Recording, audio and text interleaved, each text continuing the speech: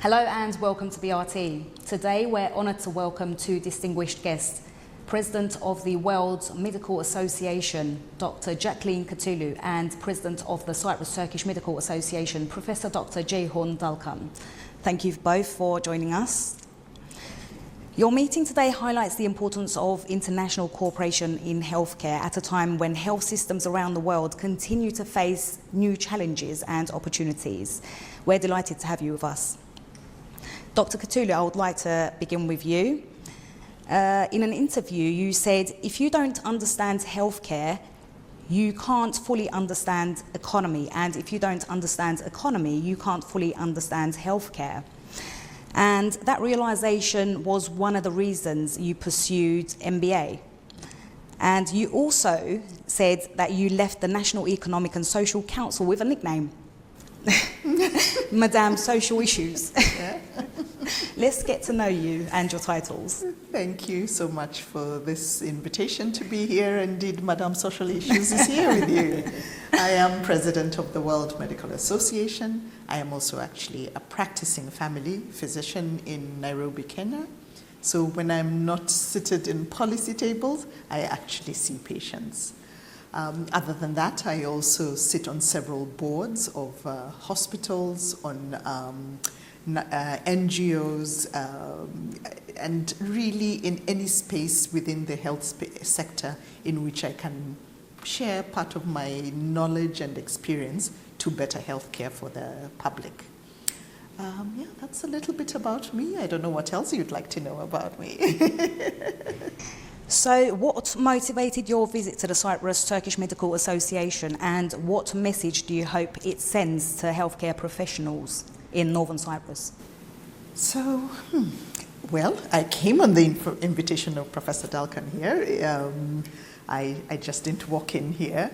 But also a very interesting part is that my two sons have gone to university here. And my youngest son is still in university here, in the Eastern Mediterranean University. He's doing his final year in architecture.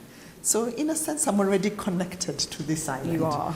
But once I met Professor Dalkan at the World Medical Association meeting that he was attending, and where I think he met my sons before he met me, and they were having a conversation and realized that, they were talking, I think, about Turkey and then Cyprus, and then they realized, they were from the same country. So he did invite me to come and visit the Medical Association. What really also drove me to come is what my agenda has been in my presidency as at the World Medical Association. I had a 3-point agenda for my presidency, and number 1 was interregional collaboration. 2 was mentorship of the youth, the younger doctors for leadership in the association, as well as finally advocacy for primary health care. So on that number 1 agenda of interregional collaboration, I had a big part of it working on the Africa collaborative front, and was to establish a regional body, and we have finally done that at the end of May. We are actually able to hold our elections and have an elected body for a coalition of African national medical associations. So at least there is a regional body that puts African medical associations together to be able to engage. But aside that, because I said interregional, it's important to engage so it's not enough to just be within your own region, but also to act with others. So when this invitation came in, for me, it really fits into part of my agenda. And what drives me in that direction is because the more and more countries I have been able to visit and assess their medical associations and health systems, our challenges are the same. Definitely. They're just different nuances to them. Maybe the level of resources a country has, or maybe the level at which we're engaging with a certain problem, but the structural issues are very similar. And if they are similar, then it means that if we come together, then there's a lot more we can do, because there are those who are, you're facing the problem at step number 1, someone else is at step number 10. It helps you to engage with the one who is at step number 10, so that you don't have to go through all the pain of 0 to 10. You can start at 10 and move on with there, with the knowledge that they do share. So really that's part of my motivation to come here and also just learn more about what this association is, the people, the health system here, and especially as my children have been to school here. Well, you came to the right hands. Thank you. Professor, how do you assess the President of the World Medical Association's visit to the Cyprus Turkish Medical Association, and why is this visit so important? This visit is very important for us because we want to contact with the global health and medical organizations. We just want to contact and we just want to communicate with that associations to improve our knowledge. As she said, all nations, all governments, all health system, environments problems are almost the same. So if we can contact with other countries' medical association, we can learn something and we can learn some new ways to solve our health system's problems. On the other hand, the World Medical Association's one of the most important topics is ethics. So we should renew our ethical procedures in our country. And then we just wanted to contact with our doctors with World Medical Association to be able to increase our knowledge about new health problems, for example, artificial intelligence in health system and other issues that we are discussing in the assemblies that we attend. To be honest, the Cyprus Turkish Medical Association just attended 2 assemblies in World Medical Association, and then in the first meeting, we didn't understand anything. We didn't understand lots of things. And the second one, we understand, and then we volunteered to attend more about that meetings because we were improving our knowledge and our experience. So I think it's very important for all organizations to communicate, international organizations, to improve our knowledge, and then it helps us to update our experiences. Okay. How do you think this visit will contribute to the international visibility of Turkish Cypriot physicians within the global medical community? Yes, and then we also discussed with Presidency Office, and then we must attend more World Medical Association's meetings, and then we decided to attend more junior, new, younger doctors to assemblies for meetings of World Medical Associations, and then we want to show our doctors in Cyprus, North Cyprus, that being a part of World Medical Association is important for us to improve our knowledge about health system, about national medical associations' importance, and then global medical ethics and other issues. And another question for you, how do you describe the relationship between the Cyprus Turkish Medical Association and the World Medical Association? And what are your priorities for strengthening that relationship in the years ahead?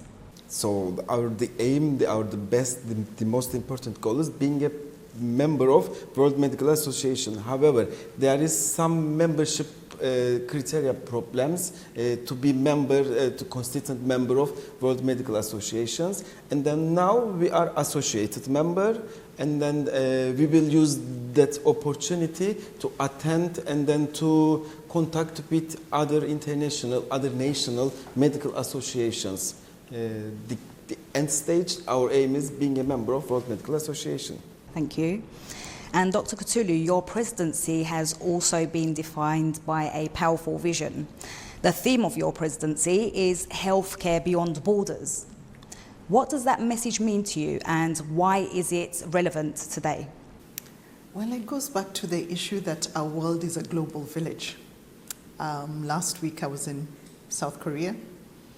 In between I got home to Kenya, and a few days later I'm here in Northern Cyprus. The world is just a little village. When you consider how fast we can travel, how fast, even pandemics, when we had COVID, we saw how it can move from one country to another in a flash of a second. So in that sense, our health, the way we tackle health challenges needs to be on a global perspective. As I said again, the issues we are dealing with are so similar, and there's so much we can do better if we do it together than if we do it separately. That has been my big, rolling call, in terms of collaboration. We need each other to work together to make this world a better place, to deliver better quality care to our patients. That's a very big message. And Professor, what does the same message mean from your perspective of Northern Cyprus?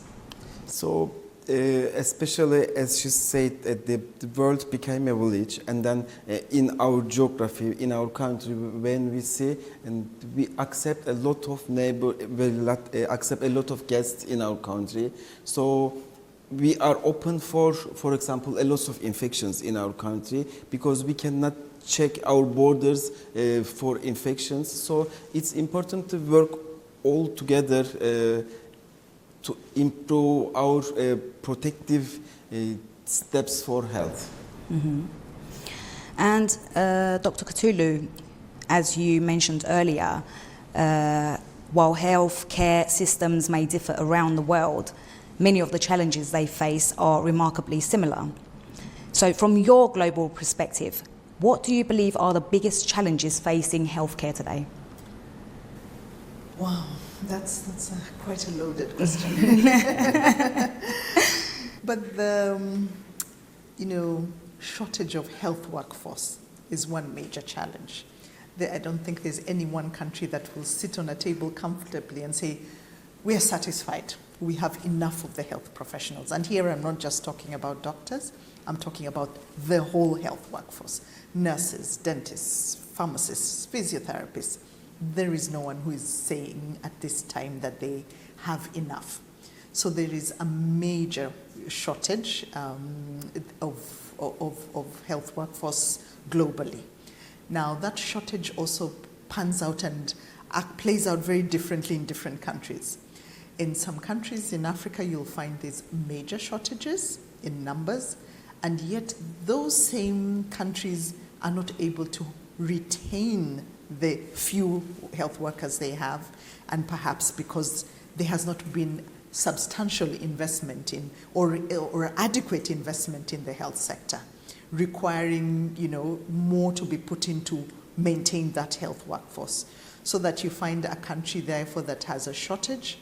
And in the midst of that shortage, there are unemployed doctors, which doesn't seem to make sense. You'd think that if there's a shortage, then everyone produced would be absorbed. But no, you find that there are some unemployed doctors in a country where there's a shortage. So what happens to those unemployed doctors? They go abroad. They are taken up by other countries, Australia, the US, the UK. They take them up. And yet it costs so much to the country to invest and train that one doctor. So for them not to employ the doctor and the doctor has to go somewhere else, that's the term we refer to as brain drain, which is an unfortunate situation. So there's a big need for further investment in the health workforce, just so that we can try and meet those adequate numbers of professionals who produce quality care for the population. So, but shortage is one issue. There are many pertinent issues going on right now. Of course. There's the effect of climate change on health. It's transforming what we have. There's the issue of pandemics. We saw what COVID did. Right now there is not at pandemic level, but right now there's the Ebola in the Democratic Republic of Congo, and there's no pockets of them moving, and it's in Africa at one point, and then weeks further down the line, there's a case picked up somewhere else. So those are real challenges. There's the challenge of AI, and everybody right now we'll come to that. talking about AI and what are its effects. Is AI going to replace the doctors? Is that the way to go? How can it be used effectively? So that's another big challenge. There's antimicrobial resistance. From the point where antibiotics were discovered and we realized what a big difference they made, to maintaining healthy populations. Now we've gone to the other direction where we're getting a lot of resistance to them because maybe in terms of how they're dispensed or not dispensed, and how they're used. So there are very many challenges. But there's no country that's not experiencing a portion of that challenge. Yeah. And as you mentioned, shortages of healthcare professionals. How can medical organisations help attract, support and retain the next generation of physicians? So for medical associations, and that's one of my calls to medical associations, they have to be part of the policy making process. You know, in parliament, in government, even though they may not sit there. Of course it does help, and I'm glad yesterday I met some of your past presidents, one who's the Minister for Finance, yes. There's one who's been a health minister, one who's in parliament right now, and all those are very crucial, because then you can sit at the policy making table where the policies are made and influence the health policies that will serve the people better. That's, you know, a very important role of medical associations. Much easier done through the association than through a single individual. But in terms of bringing on the next generation of leadership, and that's, again, in my agenda number 2 about mentorship, drawing the younger professionals. You'll find many of the medical associations have very much older doctors who are very passionate about the profession, but they don't seem to connect very well with the younger or the newer generation.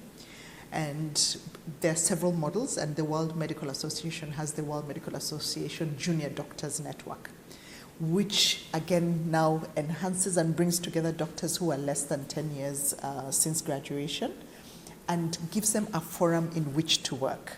It not only builds their leadership skills, enables them to learn how the association works from a much younger age. And then those are the leaders of tomorrow, and you create a pipeline of leadership. So borrowing from that model, at the Kenya Medical Association, when I was president of the Kenya Medical Association, I borrowed from WMA, and we set up what we call the Kenya Medical Association Young Doctors Network. And I must say, I'm really proud of that, because by the time, because I was president 2016 to 2020, the last National Executive Committee that exited just this year, actually, because they had done their term, in that council we found 3 of the executive members had actually grown in KMA through the Young Doctors Network. The Assistant Secretary General, the Secretary General, the Treasurer had all grown through the pipeline of the Young Doctors Network, and now they're at the top of the organization. And for me, that was a proud moment. That's very valuable. When I came in to KMA, I was the first female president. Now in this group that left, the majority of the seats were held by women. But besides that was that also when I came into KMA, the younger doctor said, this is an old boys club. It's not for young people. It's, old boys club. And we were able to change that picture, that it has young people. There's a good mix of young and old, because mentorship has that direction. It's two-directional. It's not just the older ones teaching the young. It's also the young who are very digital savvy and everything, teaching the older ones. So there's a learning from both directions, and which makes for a stronger organization. Because AI is transforming. And AI is transforming, and you find the younger people are much more, into it. Or into it and more on top of it. But then there's the experience that, the learned wisdom, the experience of those who have been there many years ago, which you can integrate along with that, and you get a much better product. Thank you. That was a valuable observation. Professor, how do those global challenges compare with what you see here in Northern Cyprus? What are the most significant challenges facing the healthcare in Northern Cyprus today? So, for the health challenge problems, are almost the same in our country. However, and then we don't have too much important number of doctor problems. So the most important thing is in our countries, we should protect the quality of medical practitioners, and then we should help not only doctors but also for nurses and other health workers to improve their quality, and then we should prepare some educational issues, and then we should increase educational status in our countries, medical education, nursery education in our country. And then the other problem is in our country is almost the same as global. We don't have enough protective medicine politics in our health system. We only focus on end-step medical treatments. For example, we open an oncology hospital. We open a big new hospital that there is a important treatments, but we don't spend any money and we don't spend any issue. We don't think any protective steps in our country to catch up some people before end-stage cancer or before a heart attack and other protective protocols. We don't have any protective protocols in our first step medicine. So to be honest, we don't have any first step healthcare organization. So in the first step, we must open that organizations and start some protective medicine protocols, and then we should check everybody in our country before they had heart attack or before a woman has breast cancer, and then we should change our environment. We need a healthier environment. You know, we have some electricity problems, we have some other problems that change our air pollution, it makes bad air pollution, and also for our foods. We cannot check our foods that if they are contains chemicals or not. We are not trust our results, so we should increase our food quality. We should increase our first step health system, and I think in the other step we should increase our medical nursery education to protect, at least protect people, and then to increase our health systems level. Mm-hmm. Of course, good healthcare isn't only about treating disease, it's also about preventing it.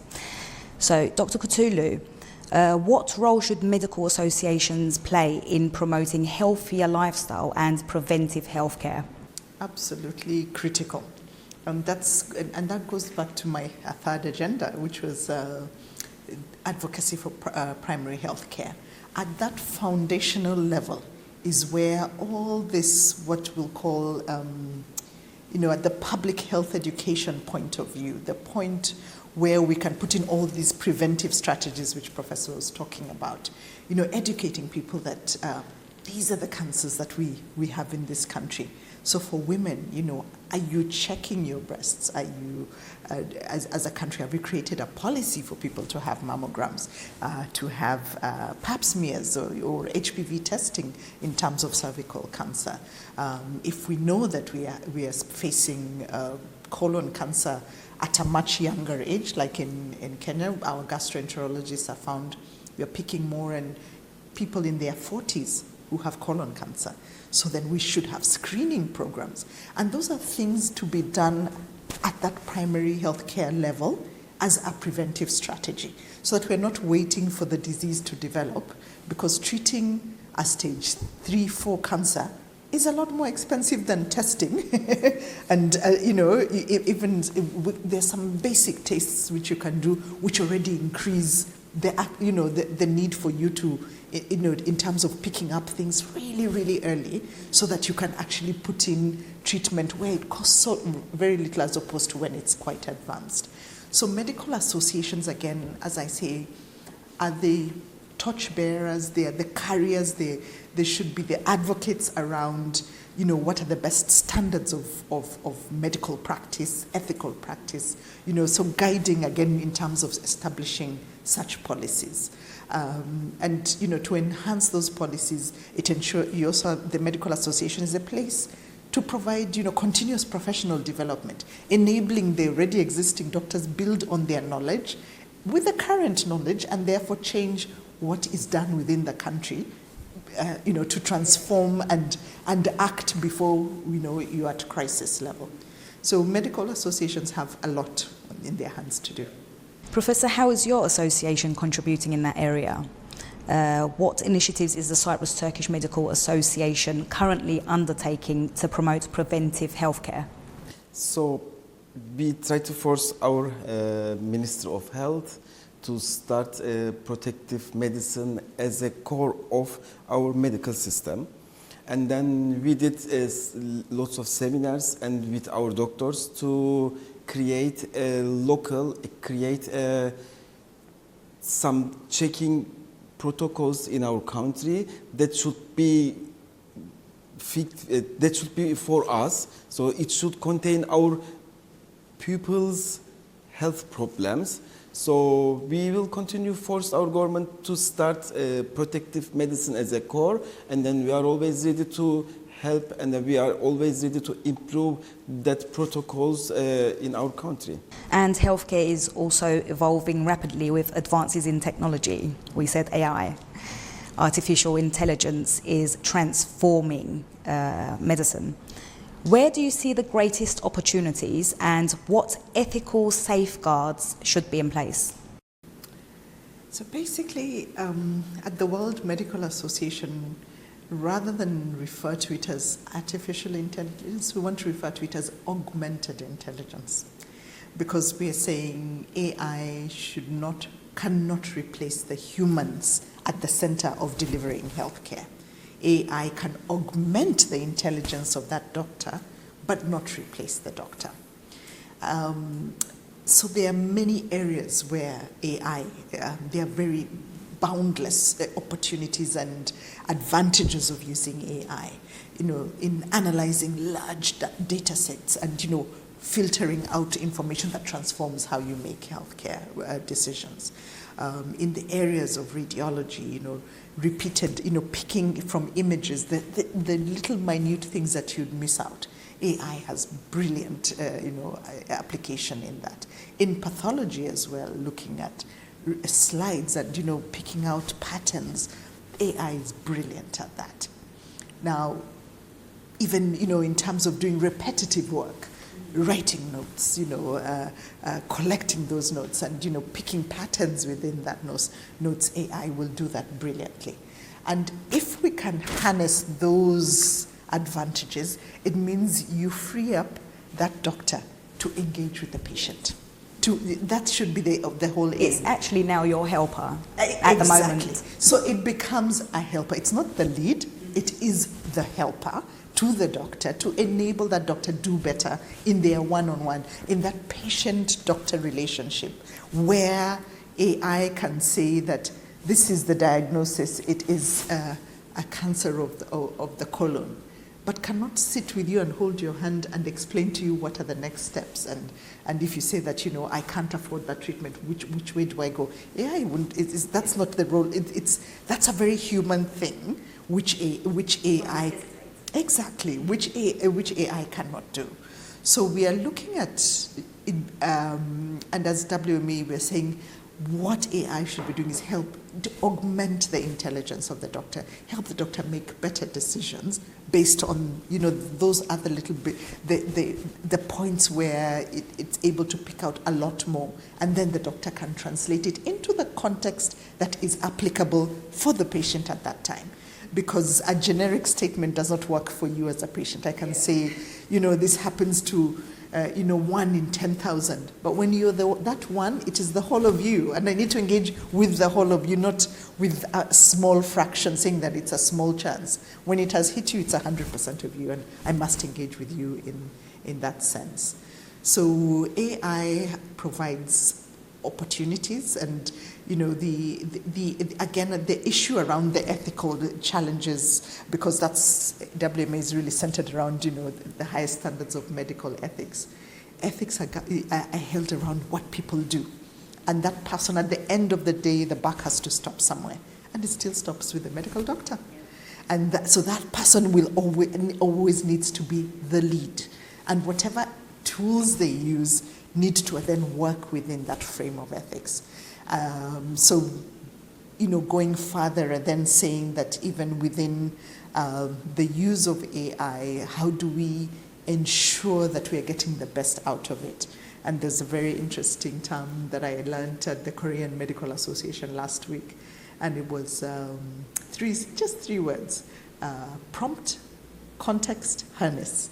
That when using AI, you may prompt it about what the issue is, set the context, but most important, harness. Where is it gathering the information? Because we know there are big challenges. Yes, AI yes. hallucinates and can Manipulates. create imaginary things and make them sound very real. Yep. So that you're always having that check. And even when you've done all that, that humor again, you must check through again. Is this really accurate? Is it real? What does the implication to my patient be, following this sort of information? Mm-hmm. So let's not be scared of artificial intelligence then. No, we can't even be scared of it. It is already here and moving ahead. We already have it. So. We already have it, and our call actually to doctors is, you have to be part and parcel of setting how that the governance structures, the infrastructure, all of them to be part and parcel of it.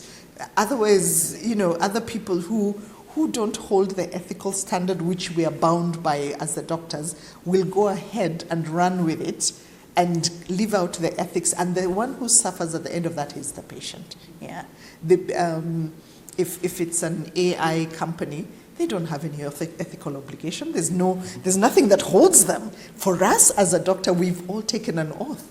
The Declaration of Geneva, or others call it the Hippocratic Oath. You take a personal oath that you shall do no harm, that everything shall do for the betterment of your patient. The AI company doesn't do that. No. So you need that doctor there holding and protecting and ensuring it's for the betterment of that. Definitely.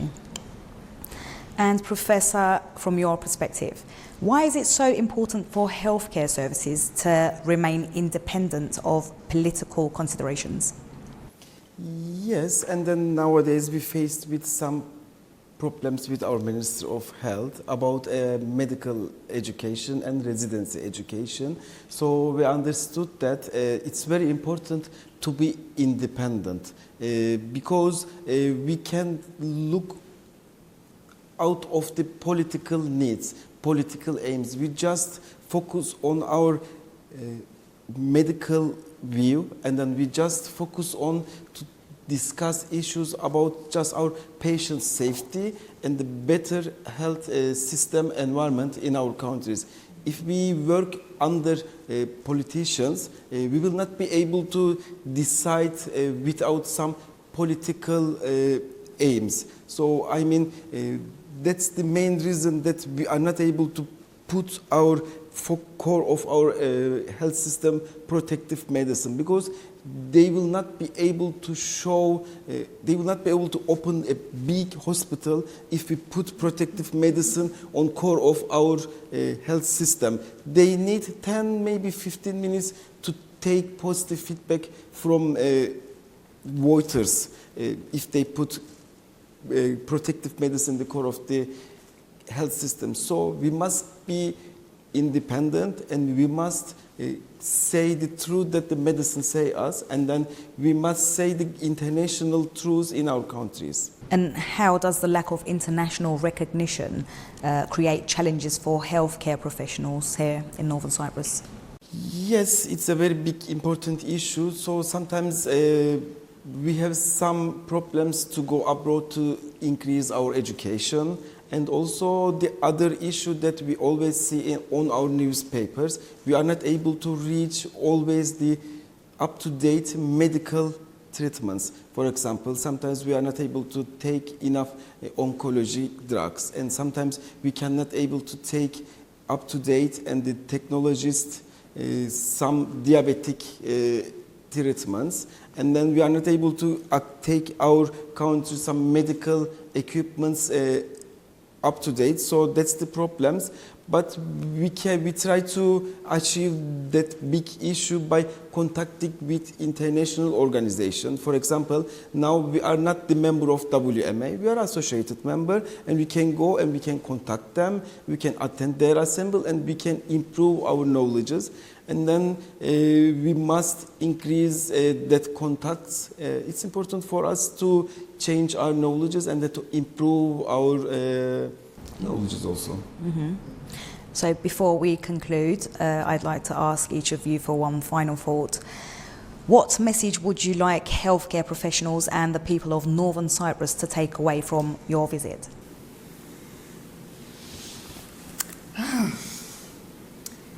I'll go back to, the world being a global village and the challenges that I'll face in Kenya, the challenges you'll face here in Northern Cyprus, that someone else will face in Alaska. They are very similar challenges, just different contexts in which they are, and there's a lot to learn from each other.